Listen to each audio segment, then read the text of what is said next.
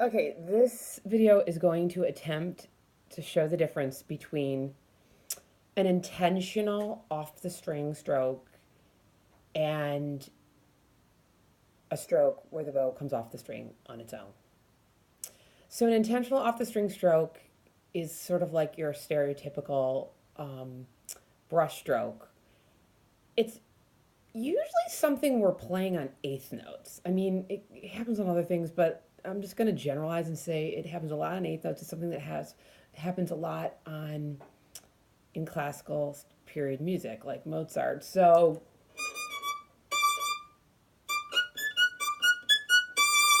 like, for example, there for Mozart 4, we're actually lifting,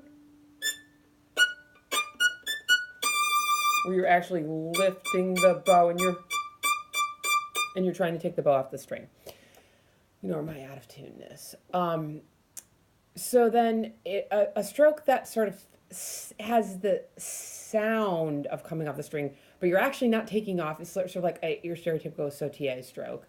And that's kind of like, and that usually happens on 16th notes in fast passages. This is kind of like Mendelssohn Midsummer Night's Dream kind of stroke, or various places. I happen to be looking at some of the 16th notes in Mendelssohn Violin Concerto, third movement, like letter K, where you're not going to be like going, where you're like lifting it. Part of it is because it's too fast. Part of it is that actually, I would say it's mostly because it's too fast, and it's also partially because that's not going to be the right sound. So it's like it's basically you're taking what is legato scrubbiness at the balance point, and you're doing it really fast.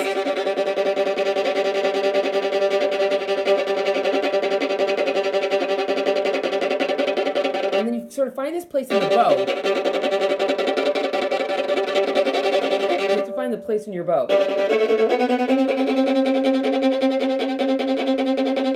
It's actually almost like the bow is trying to fly out of the string, and I feel like I'm not taking out the string at all. I'm actually kind of pushing it back in, and it's almost like the pushing back in is almost sort of slapping it back on the string, and that's what's giving you like a staccato sound. But I'm not actually trying. If you feel like you're trying to do that and you feel like you're trying to lift the bow out of the string, you're doing the wrong thing. It comes from this kind of. So let's do this. We're gonna do it. I'm here with Ananya. She's gonna do it with me. We're gonna play it just 1 E and a 2. We're gonna play a G major 2-octave scale. Ready? Just play.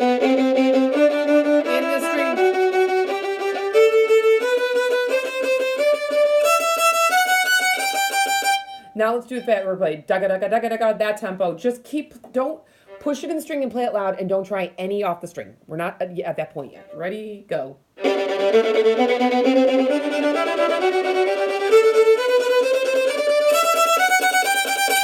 And you want to really aim for loud and scrubby right now. You have to kind of feel this in loud and scrubby before you can sort of change that. Let's do it again, even scrubbier. 1, 2, ready, go.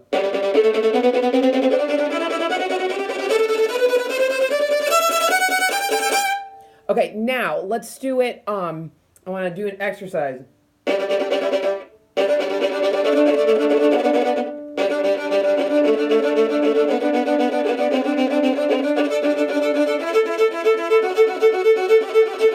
We're just going to do it 1 octave. You're going to go like G, G, 1 E and a 2 E and a 1 E and a 2 E and a. And I want you to just play loud and scrubby. I don't care if you're hitting extra strings. I don't care if it's scratchy. We're trying to get the feel of it. Here we go. 1, 2, ready, go.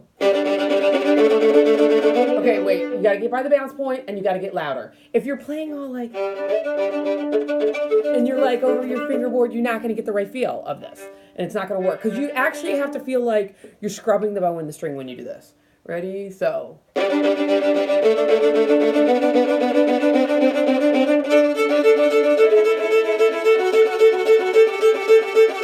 I messed up a little when I switched strings, but whatever, because I had no plan. Okay, let's do it again. Ready? Go.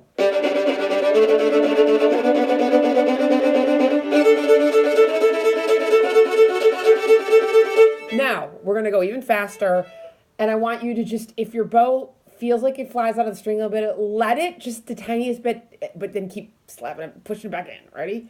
1, 2, ready, go.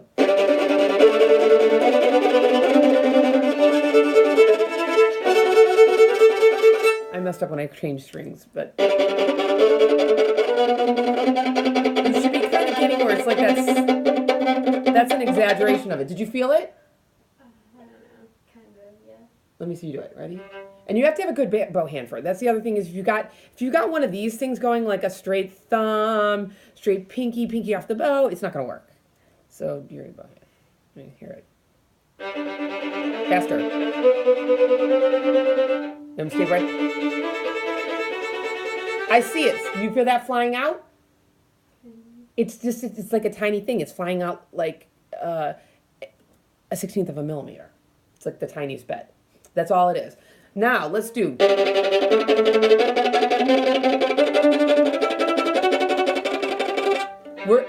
This is I want it really slappy right now, just because you got to feel that first. Ready, go.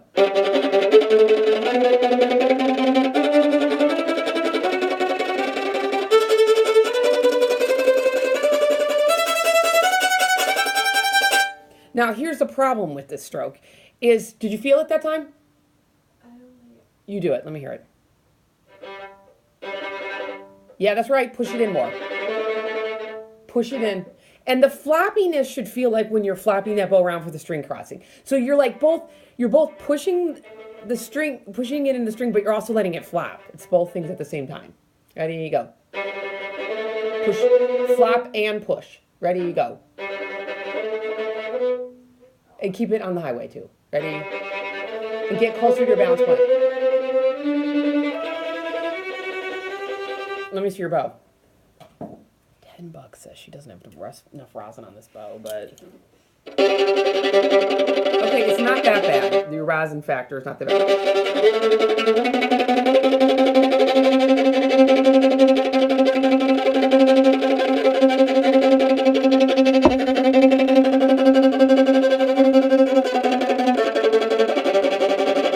It's a little hard because it's a little slippery, so I'm going to give her some more rosin. That, check that, because if you feel like your bow's, it's like this weird balance between like kind of scrubbing that bow in the string, but then sort of letting it flop around at the same time. It's like opposites. You got to do them both at the same time, but you got to have this stickiness on your bow or it's never going to work. Okay, I'm going to have her try it again. Go. Ready, go. Push it in. That time I saw she went like this and went. No, it starts in. The bow is what you feel like. You got to feel like you're fighting. Like the bow is trying to fly out of the string because of the flappiness of your hand. But then you have to feel like your fingers like, no, bow, don't fly out. That's better. There, you got it. I heard her get it. Do it again. Yes. Yes. I think you can hear it on the video. She can do it now. Okay, great. Okay, so here's the problem with this stroke is you can't really. Well, I mean, okay, I can do it slower, but you can't. There's only like sort of a minimum tempo. This is why we use this stroke sort of in 16th notes and faster, as opposed to the brush, where that one you're actually, sort of doing a little bit more of a lift, is in a slower, more eighth note-y kind of passage. Anyway, well, what's usually hard about this stroke we just did is that if you're not repeating the pitch, that means daga daga daga daga daga daga daga daga daga daga is all changing notes. So that means your left hand has to be kind of amazingly fast.